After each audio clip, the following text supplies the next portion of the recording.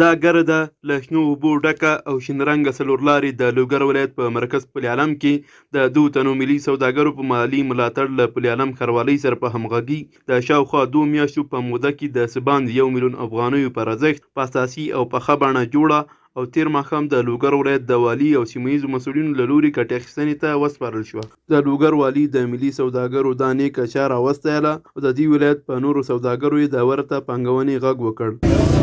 چوکی را که شما مشاهده میکنین که امروز افتتاح صورت گرفته ای چوک با کمک شاروالی از طرف 2 تن از تاجران ملی به نام دور محمد و آج زلگی با مبلغ 1 میلیون افغانی صورت گرفته. از سایر تاجرای افغانستان و خاصتا و تاجرای ملی ولایت محترم لوگر تقاضا و آرزوی مایی است مثل حاجی صاحب دور محمد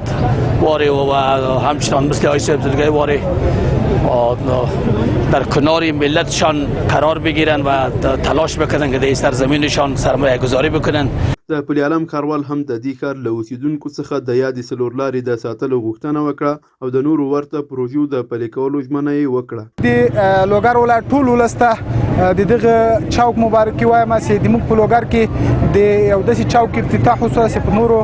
ولایتو کې ساری نه لري او له ولس مې غوښتنه دا ده چې دغه چوک په ساتنه کې له موږ سره پوره همکاري وکړي. موږ خو جوړ کړ